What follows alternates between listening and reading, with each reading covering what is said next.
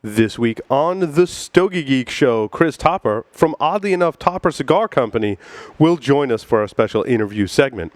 In our Debonair Ideal, we're going to talk about Oktoberfest cigars and beer, and I will reveal my favorite pumpkin beer. I know what you're saying, pumpkin beer, blah, blah, blah. It's awesome. And I'll tell you how you make the sugar rim that goes on top. And I know what you're saying, sugar rim, blah, blah, blah. It's awesome. So stay tuned for that. We're going to do an unbanded number 304, with which Will and I actually both smoked today. Not together, but we did smoke it today. Our Stogies of the Week. There is a line of cigars that I'm pretty sure Will and I are in agreement about being one of the best new releases that we've smoked this year. We've got a couple of different sizes to review and some feedback from the manufacturer that we'll talk about. We'll smoke some classics. We'll smoke some new stuff. All that and more. So stay tuned.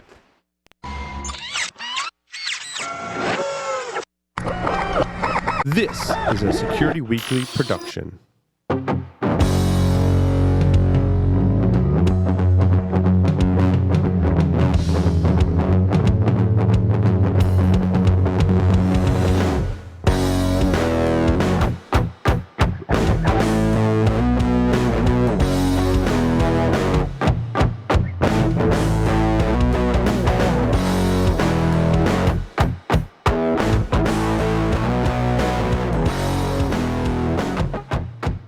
Brought to you by, paying homage to the Mecca of tobacco, Pinar del Rio, Cuba, Abe Flores opened his PDR cigar factory in the Dominican Republic over 10 years ago.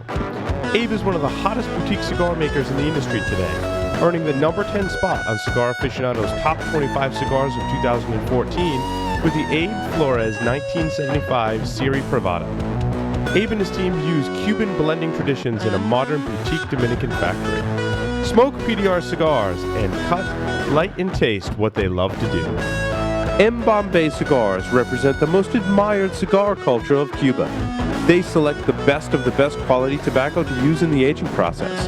M. Bombay cigars are then rolled in Costa Rica by some of the most experienced cigar rollers, giving it a unique smoking experience.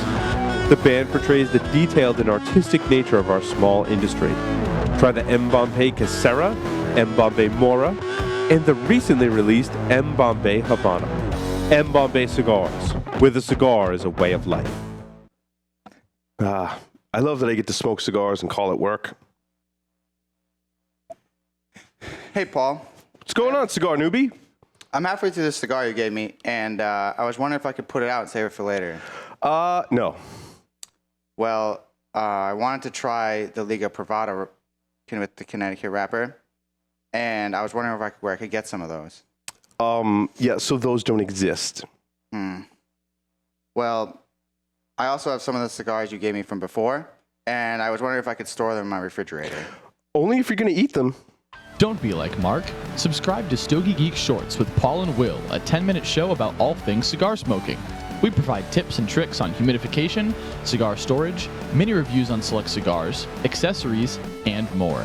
Stogie Geeks Shorts is one-stop shopping for learning about which cigars to smoke and the right way to cut, light, and store your favorite stogies. You can watch Stogie Geeks Shorts on our YouTube channel or subscribe using your favorite podcast app. For all the latest episodes, visit stogieshorts.tv. Hey, Paul, this cigar is awesome, and I wanted to share it with you, and I was going to cut it in half. Oh, boy. You need to watch Stogie Geeks Shorts.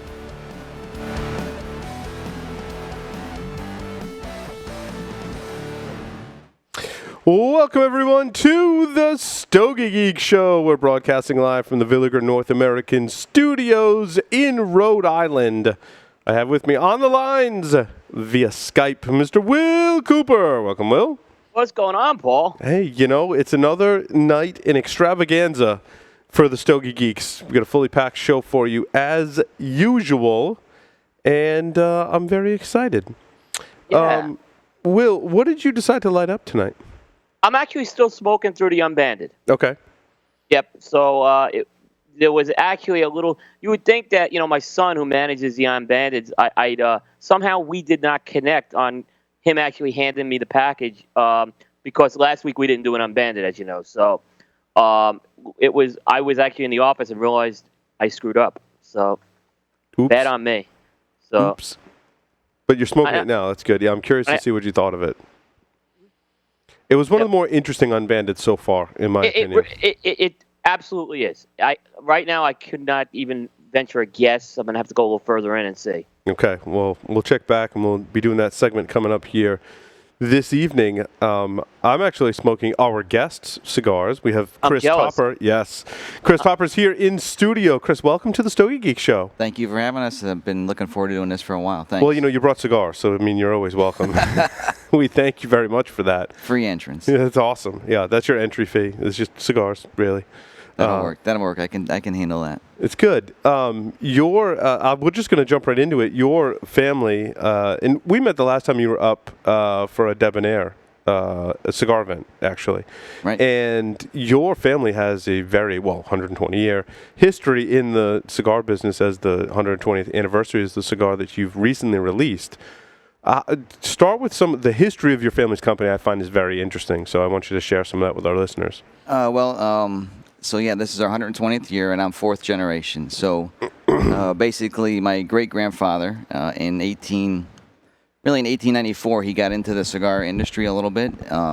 Basically, had like an internship for a couple of years and was working. It was in southern Pennsylvania. It's near Gettysburg is the town. It's called McSherrysTown. So a real small town. I think they had less than 2,000 people.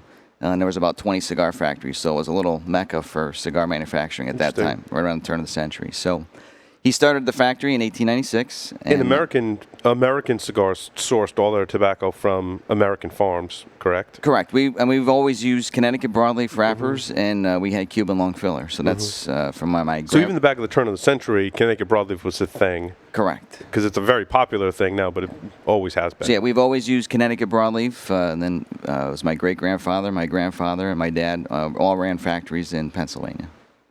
Excellent. Now, when you go ahead, Will. Sorry. No, go ahead. Yeah. So the question I was good. I know the company. I know the origins of the company go back to Pennsylvania. You weren't using Pennsylvania broadleaf back then. It was always Connecticut even then.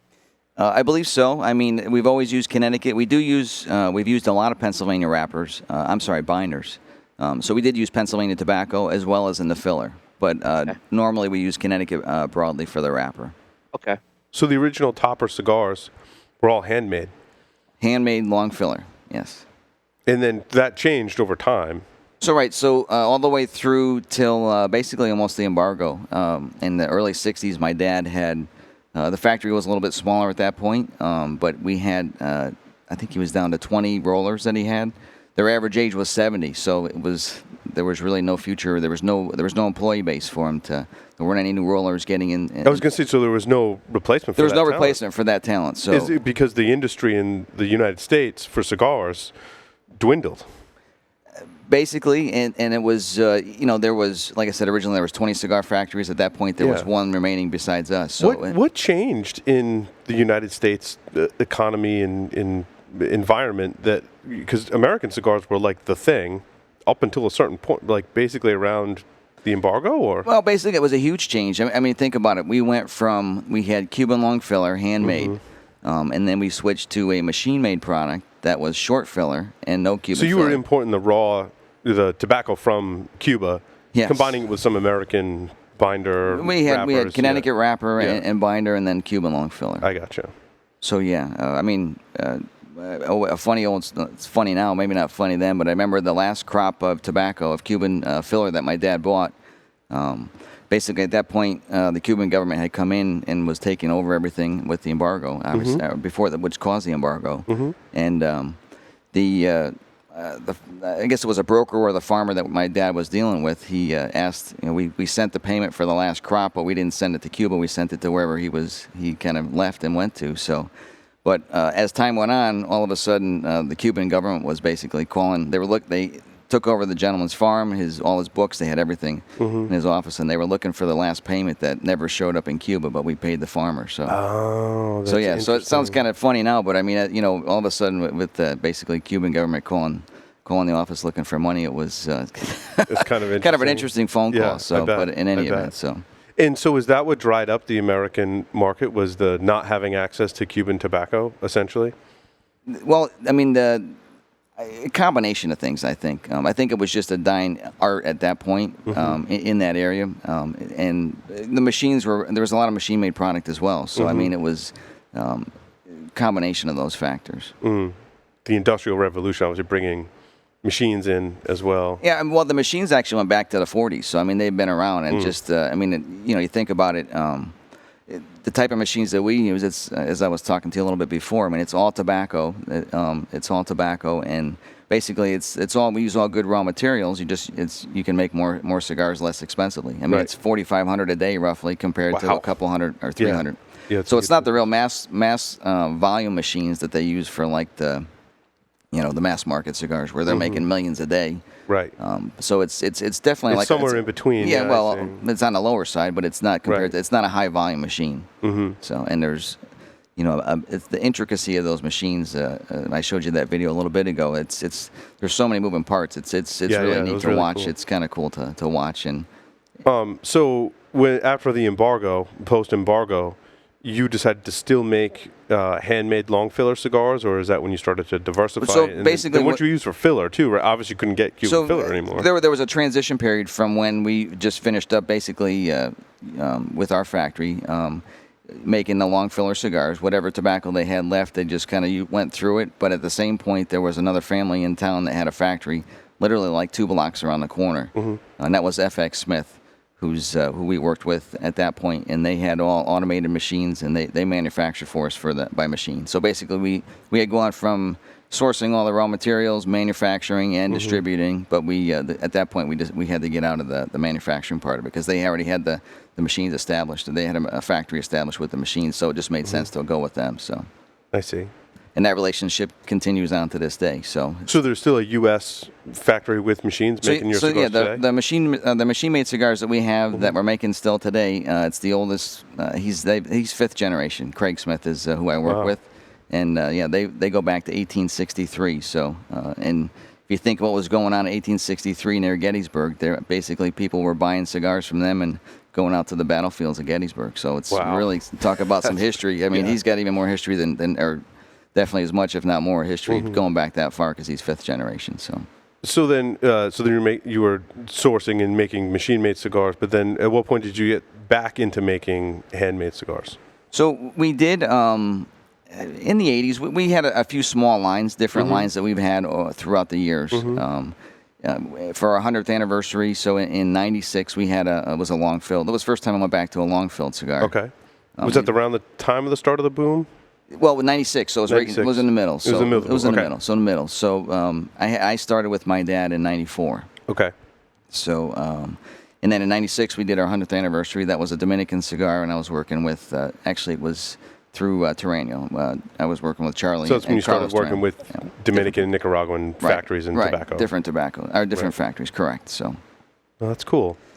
And then the biggest change really was probably like around 2011 or 12 when I started working with Phil Zangi and the guys at De Los Reyes to make we switched from having everything that was machine. We went back to making the same type of cigar, same blends, basically just the same mix, short filler, but it was made by hand instead of by machine.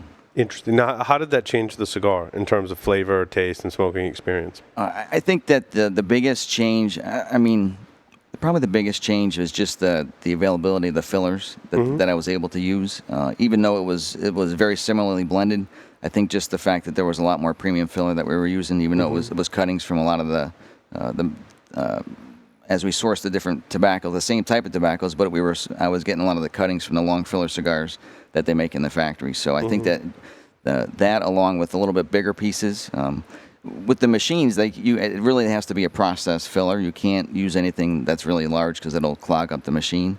I see. So, and does the machine chop it up in a uniform? No, it's all set. It's that way going in. Okay, there's a hopper at the end of the machine, and it's all in there and it shakes it out. Oh, I see. So therefore, you can't have right. So you can't have anything bigger. So the ability that I had with the topper line that we have now, our traditional line. Basically, there's a little bit, for lack of a better term, we call it long cut, short filler. So, I mean, there's some bigger pieces in there. There's some bigger pieces. There's smaller pieces in there, too, but there's bigger pieces as well. So, it enhances the burn a little bit. Right. The characteristic of a short-filled cigar is usually it's going to burn a little hotter.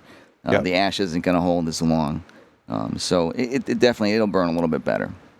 It's still a lot of flavor in it. For our audience, I mean, the difference from a smoking experience between short filler, long filler cigars.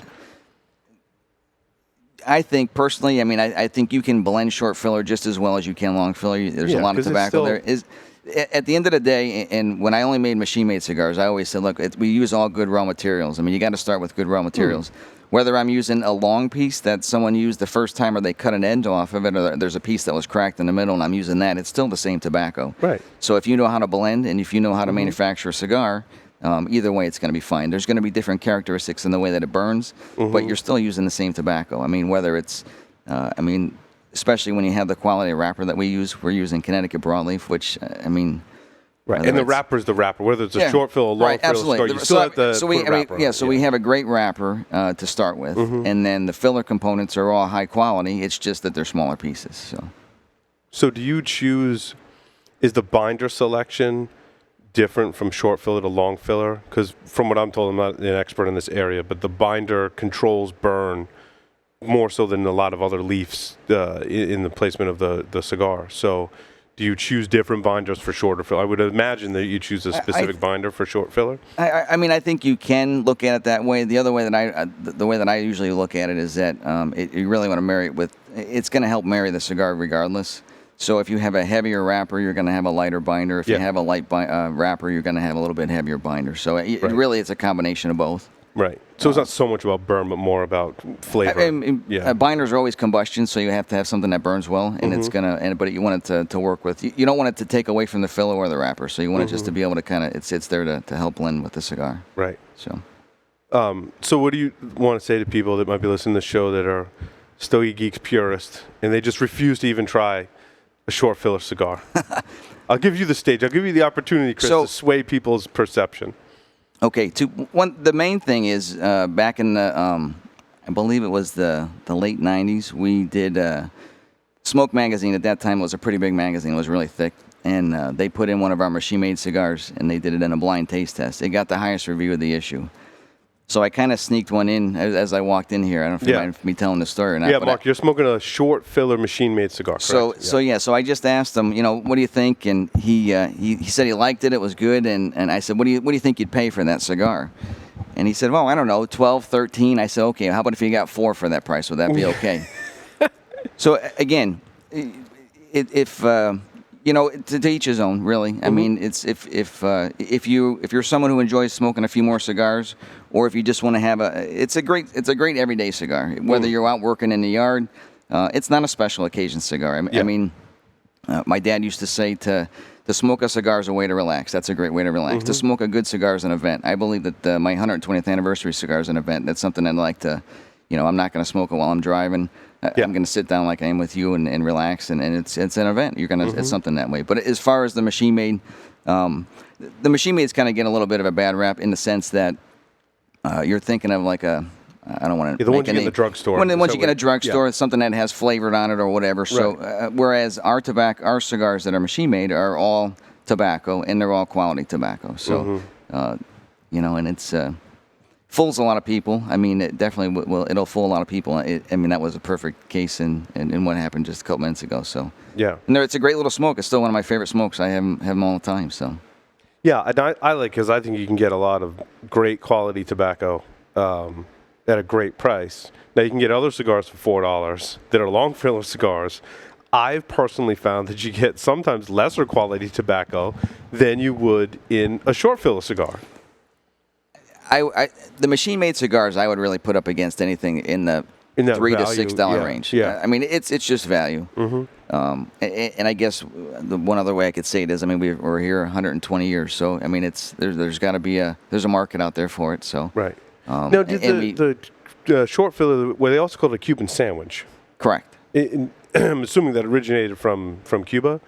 That term, is there a story behind that, or did the Cuban cigar business create that term, or industry create that term? I mean, I'm not a Cuban expert, other than, but my guess would be, I mean, I know there's a lot of machine-made cigars in Cuba, a lot of short filler cigars, so I honestly, I mean, I'm on the spot. I don't have the answer to that question, but I mean, some of them are really good. I've actually had some, and they're really good. In fact, when my friends will travel overseas, and I guess we should talk about that at some point. When my friends would travel overseas before the laws were relaxed, they could only bring back a certain amount. Right. And I'm like, if you're in the UK, like, you're gonna pay quite a bit for a Cuban cigar, actually. And I recommend that they buy the short filler Cuban cigars, and they smoke it. They're like, wow, that was a really good cigar. And it was like the cheapest one of all the ones that I had to buy. I'm Again, like, see? and what is it? It's cuttings from all the premium cigars. Exactly, So it's, again, it's just, did they burn a little hotter? Sometimes, sure. Right. Does it not have, it won't hold the ash as long? Yeah. So again, if Smoking you're working in the yard, you're out, you're fishing, you're golfing, whatever, Or even just want to enjoy a cigar. or you just want to hang out and you don't have a lot of time. It's a little bit usually of a quicker smoke. Right. I think it's Jose Piedra. Will, am I saying that right? Yeah. Yeah. They make some short filler ones. That's usually the one that I'll recommend. Will just went to Cuba not too long ago. So. Yep. Yeah. No. Chris, you kind of answered the question I was going to ask, because I've had topper cigars, and they are like unlike, I'm talking to the machine maids. They were unlike any of the other machine maids I think that we know on the market. And I was always wondering, because I was fooled by it too the first time I had it. So you attribute it to basically the raw materials is the big differentiator. That's it. And the key too is the Connecticut broadleaf wrapper. I mean, let's face it. Right. I mean, it's really it's a unique tobacco, and it's got incredible flavor and richness. So that's a lot of it as well. So tell us about this 120th anniversary cigar.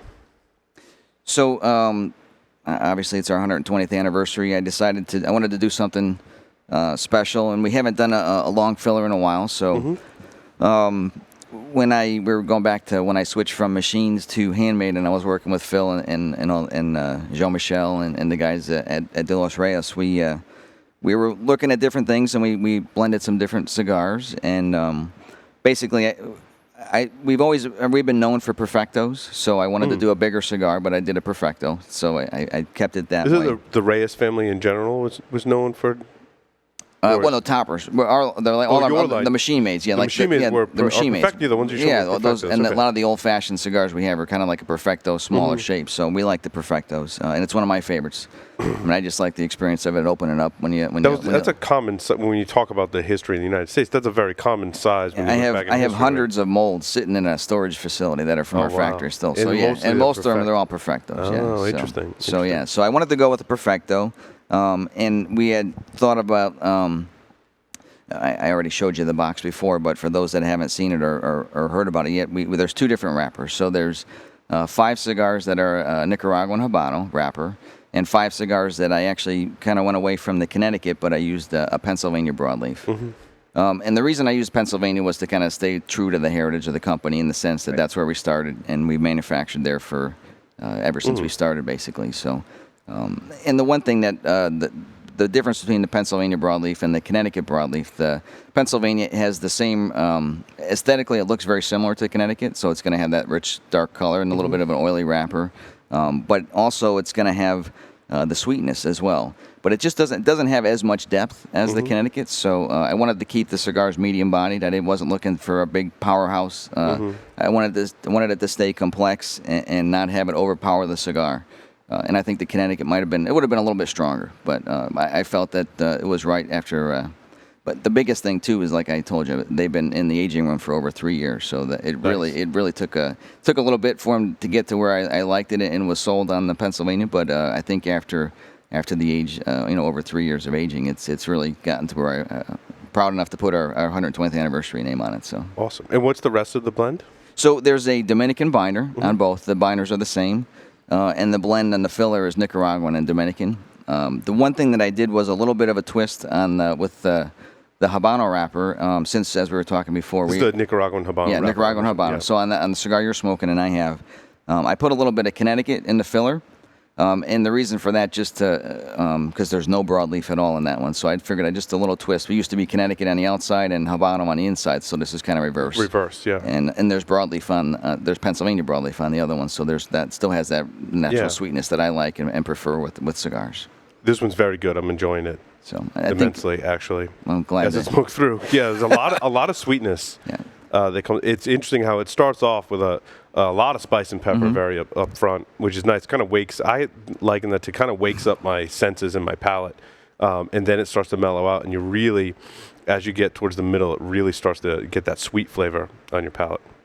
I mean, I've had a lot of positive comments and thanks for that. I mean, it seems to be doing, so far we've had only 3 events, and it's been very limited. I think as the boxes are numbered, and it's a very limited release, just something that we wanted I just wanted to honor the 120th year, and obviously with FDA, who knows if I'll be able to do 125th. So I figured that this was one way to do that, and I think we got the cigars right, and obviously it helps having a little bit of age on them too. So it's well, let's be optimistic about FDA. So you're going to do 125th, 130th, 145. Well, I'm going to do that. Just whether or not I want to pay the money to do a new cigar. That's all. I know I'm not going anywhere. But yeah. Oh, but, I see. No. If you call it new or not. Well, that's true. I'll have to come up with an old blend or something. Yeah. So yeah, I'm sure you have quite a few.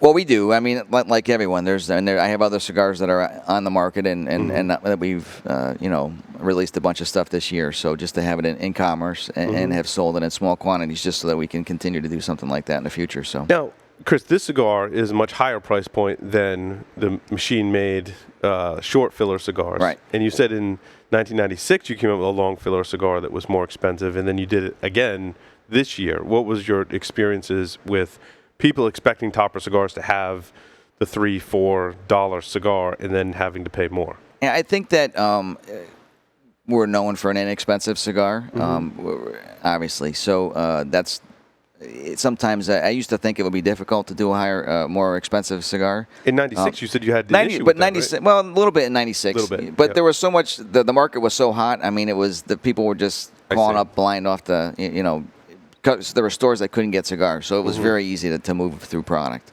Having said that, now I think that I've been surprised and happy to see that people realize what it is. The associations that I have in the factory in the Dominican, and they know that it's a quality product. And it's an aged product. The packaging, I think, came out pretty nice, and I think it's a well-educated consumer as well. And even just social media, and there's just constant information out there. So it's a little easier to help not educate people, but to get the information out so people understand what it is, and realize that it could be that when these are sold by the end of this year, I intend to do more, but it could be the last ones that you have. So we'll see how that goes. And what's the retail on? Retail is 14. Okay. 14. So. It's awesome. It's a little more than the $4. A little more than the $4. A little, just a tad more, just a tad more than what they're used to. But I haven't really seen any comments one way or the other. I think people, when they listen to the story, and they see the cigars and they try them, I think people have been satisfied. So. Will, more questions for Chris? Yeah, what made you decide also to go with a Habano? Because that's kind of a little bit out of the wheelhouse, I'd say. It is, but I tried to. I thought it would be interesting just to have, because I do so much with broadleaf, and I love it, and it really is my favorite tobacco. But I just thought it would be good to have something a little bit different in the box, and to do 5. It was a box of 10. So to have 5 and 5, I thought it was a good. It's a good comparison too, just to show the difference in when Paul gets to smoke the Maduro later, to see what the difference is and how much the wrapper has an impact on it. Yeah, we can find that. What happened? I have another box over there, so I think someone stole it out front. Someone must have snuck it out front. So it disappeared. It's a good sign when someone. Yeah, no, that's good. So, but we were blending. We were looking at different cigars, and that's really just one of the ones that just I had a liking for it, and I decided to go with it. So excellent. No real rhyme or reason to it. I mean, I could make up a big story, but it's just I really enjoyed that cigar. And smoking so much broadleaf like I do, it's good once in a while just to have change it up a little bit and try something that's a little different. Paul, that would qualify as our dueling cigars. It would qualify. We just did a segment on dueling cigars where cigars are packaged together, and this would qualify. Well, Habano's really good, Will. Bet you wish you had some, huh? Yeah. Between you and Stogie Center, I'm wondering if I'm ever going to see these two. It has nothing to do with you. We just like to razz Will about not having cigars. Oh, don't worry. You think I don't do it? Yeah, and Will does it back to me. I get cigars, Chris, and basically I'm supposed to send them for the show, and Paul's like, you sent it. Well, not exactly. I only had one left. And I happen to smoke it. Yeah, you get So, stuff you really like. I think I've heard a couple of those stories. I have. Mm-hmm. yeah, yeah. So, Chris, you're located in the Connecticut Valley, right? Correct. Yes. You grow tobacco? Our family never did, but the fact that I lived in Connecticut, I'm within 20 minutes probably from the closest farm. So I mean, I get to work closely with the growers, and it's great to be there. I mean, even on simple things like on Facebook. I mean, I'm always following the crop, taking pictures and putting videos up just to show people what it's like out in the fields and just to follow how the crop itself is going. So it's great to be that close by and be that hands-on with the. Or not hands-on, but I mean I'm right there just to be able to go out and follow it as it goes along as the crop is growing. So it's great. And then I mean I remember even in the beginning when I first started with my dad over 20 years ago, the first trip I made to the Dominican, I was in my head for some reason I was just expecting something different. But I mean there's really no difference in how this the cigars are made, and from the beginning from the seed beds all the way through. I mean, it's pretty similar, and whether I'm in the Dominican or Honduras or Connecticut, I mean, it's kind of neat to go out and see the same process. I mean, they have a little bit of differences, but it's basically the same thing. It's a very brittle product, and it's difficult you can't automate it, so it's basically done. Yeah, the there's same a lot way. of different stages that you can't automate. You just can't automate most of the stages, so it's just it's kind of interesting to see the little nuances that that they have in the Dominican or in Honduras or Nicaragua or Connecticut for that matter. So but for the most part, they're the same. It's basically the same. Yeah, I just remember the first time I went to the Dominican, I was like, wow, I feel like I'm in Suffield, Connecticut, or in Enfield or wherever. I mean, it didn't really seem any different. So that was kind of cool the first time I did that. So. Chris, at this year's trade show, and this is just an observation, you could tell me if it was an incorrect one, but it seemed like it was a big year for Connecticut broadleaf. A lot of people released Connecticut broadleaf this year. Was there like an exceptional crop? What was there anything that led to that? If my assumption is true there, I think some of the more popular cigars that you see on all these lists, a lot of them have had Connecticut in the last few years, and there's a huge demand for it. So, and I know that based on availability now, because there's a lot of, it's not as available. There's a lot of cigars out there. So all of a sudden that hits, the supply and demand. There's not enough supply to meet the demand. So, I think a lot of people have gone after it. One of the things that's, and we'll see how it goes over the next few years, a lot of those lines that are created, broadleaf is not an easy tobacco to work with, and I think any manufacturer will back me up on that. It's got a very low yield. It's hard to work with, and it's expensive. So it's something that normally older, experienced manufacturers work with because it is so difficult to work with. So so we'll see how we'll see how all those other cigars go and what it's like. But there have been last couple crops have been decent. This year so far is okay. I mean, you never. Knock on wood, you never know until it's out of the barns and they're sorting it and seeing how everything goes. But there's been some decent crops. There was a lot of bad crops for a few years too, so that may have been why it wasn't as popular because there really wasn't that much. But now that there's a lot of people using it, and whether it's Liga or Fuente uses a lot of it. I mean, there's a lot of Maduros that use it. So, when you think about it, you have Ecuadorian shade, which is Connecticut seed grown in Ecuador. There really hasn't been any, in my opinion, there really hasn't been any other country that's been able to grow broadleaf and have it taste and look like it does out of Connecticut. It's really one of the, fortunately for the Connecticut growers anyways, I mean, they really haven't been able to replace it anywhere else. There's a lot of other great Maduros, but there's just nothing that has the taste of Connecticut and again, in my opinion, but they haven't really been able to replicate it. I've been in, back in 15, 20 years ago, I was in Honduras, and they grew crops of broadleaf. I was in the Dominican, and they grew crops of broadleaf. I brought them seeds or gave them some seeds, and they grew it, and never came to anything. So they just weren't able to work it. And it's just for whatever reason, it's just, it's a combination of the soil and the climate in Connecticut, along the Connecticut River Valley, and they're just really not able to replicate that anywhere else. So, yeah. Even in the U.S., I mean, you have obviously Connecticut and then Pennsylvania. Now, I've heard of some pockets like in Kentucky and Wisconsin, but in general, there's not a lot of broadleaf grown outside of Connecticut and Pennsylvania. Yeah, and mostly the Pennsylvania broadleaf. I mean, for years we always used it for binder. It was never wrapper quality. So it's really only in the recent last 10 to 15 years where they started using it at least successfully for wrapper. And this is really an exception. I mean, I really had to be talked into trying to use the Pennsylvania, but I mean, I really liked it, and you'll know in a little while when you smoke it. But it's again, the difference aesthetically, it'll look like it. It's going to have that sweetness. It just doesn't have as much depth, and that's just the difference in the soil. So Sweet. Anything else you want to share with our listeners and viewers, Chris? real quick, lastly, just on the one thing that was kind of interesting, I thought, anyways, is that if we have a second, are we going Sure, to break? No, just on the topper band on the anniversary cigar. Just one other extra special thing was I had originally was trying to replicate an old band that we used back in our factory back in the early '60s, and fortunately, I found a box full of old bands, and I had enough of these actual old bands from our factory, and we used those on the first production run for this one. So. And if you remember back to the time, that time frame, the biggest ring gauge was a 48. So I don't know if they can see it or not, probably not. But they actually had to put an extension on the band to make it fit the cigar. Yeah, if you look at, there's a little gold. Oh yeah, I see that.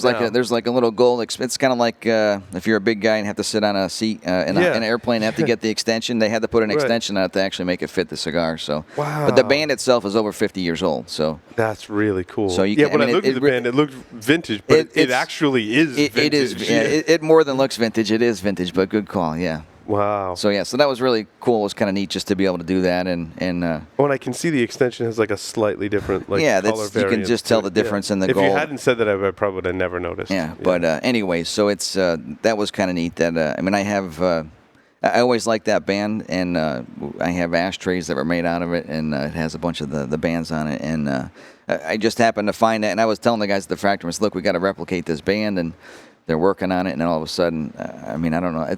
You were like, oh, by the way. And then I found some stuff. So I don't know what it is with cigar manufacturers, but we seem to find stuff in weird spots. But I guess it's just, I don't know. It's just. And you found some old cigars. Can you tell that story quick? Yeah, sure. Did you raffle some off recently? I'm in the process of doing that. That's a good thing you reminded me to tell that story. So so I found. I just have a storage unit in my where our offices used to be, and I was grabbing some things out of there. It's where all the old molds are that I have. So I found 3 boxes that were cellophaned, and they were in a carton. So I picked them and said, oh, there's some old cigars. So I just figured I'd bring them and put them in my humidor because they shouldn't be in the storage unit because it's 20 degrees in the winter and 100 degrees in the summer. It's not a very good place for storing them. So I got them home, and I looked at them, and there was 2 boxes. There were different brands that we made. One was a Silverdale. One might have been a Rosedale or something, some different brands. And then the box that I found, and I looked at the code, the factory number on the bottom, and it had our factory. So I was like, well, geez, that's usually it has the other factory, which is FX Smith. Right. So I'm like, that must really be an old box. So I'm thinking to myself, well, is it a shot? This could be Cuban. So I opened it up, and I looked at the cigars. It was a Perfecto, obviously. So I looked at that, and they were not in greatest of shape. The wrappers looked okay, but they weren't in good shape, and the cellophane obviously the temperature changes probably not good. So there was a few that had some pretty bad bug damage. So I found the one. I took the cigar that had the worst damage, like the bottom third of the cigar. There was no way I was going to smoke that, so I cut it off. So basically, I was sitting in my office, and I'm sitting there with I have pictures of my grandfather, my dad, and my great-grandfather all around in the office, and I was by myself, and I took the wrapper off because I wanted to see if it was long filler. So I took the wrapper off, I took it off delicately, I took the binder off, and sure enough, it was all long filler. So I knew it had to be Cuban because it was long filler. We didn't use any other fillers for a long filler cigar. So I lit it up right then, and I smoked that one, and probably the most emotional cigar I ever had in my life because I'm sitting there with, it was almost like my, the other 3 generations were there watching me. So that was really cool. That's really cool. Was it any good? Look, I know I heard you guys talking about this and older cigars and what they're supposed to have. So obviously I was pretty biased. It started off mild. But it had some flavor. Put them in the humidor for a while. They sat in the humidor for 6 months. Brought them back nice and slow. I went through all the ones that were bad, and obviously just I could put those aside. I actually kept them. I'm still smoking the ones with a few bug holes because I just put a patch on them. But So because the hole means the bug is left. So So Phil basically, I was talking with Phil, and he's like, I can't believe how that wrapper looks. It basically wore like shoe leather. Unbelievable. And the flavor I did go to Cigar Aficionado. I went to there and smoked a couple with Dave Savona, and he put it in. I was going to say, because they do an... Yeah, so they put it in that. It got a 93. It was nice. kind of... That's so, awesome. I mean, it was great. He was tweeting that night. I smoked a piece of history. Actually still had some flavor, and it really did have a lot of flavor. It defies logic. I don't know why it had that much flavor. Because it wasn't stored properly. It was, it defies everything you can think of that a Stogie Geek would really want to do. So, but somehow it's... and even that first one, I mean, the wrapper didn't even crack. I mean, I smoked right through it. It was pretty amazing. So it was definitely cool. So I have a few of those left. And what I was doing at the promotional events, I've been doing the 120th anniversary celebrations, I call them. And anybody who buys a box, they get a raffle ticket. So I'm going to raffle off a few of those. I'm going to do like a live feed on Facebook, and we're going to raffle off a few of those for the guys that bought a box. So Facebook Live has been great, by the way. I think we're on Facebook Live right now. We are. Yeah, we are. Yeah. So that's I'm streaming all our shows on Facebook Live. Cool. So I'm going to do that probably sometime in late November or early December. We'll do that. I'm not sure the date yet, but we'll just do a live raffle and find out 3 people at least get to share part of that experience that we have and smoke a little bit of history. So that's awesome. But very cool. Well, with that, we're actually going to take a short break. We're going to come back. Chris, you're going to stick around for the whole show? Sure. You're in it for the long haul? I'm in it. As long as you want to listen. Absolutely. We're going to do Debonair Ideal and our Unbanded coming up next. So stay tuned.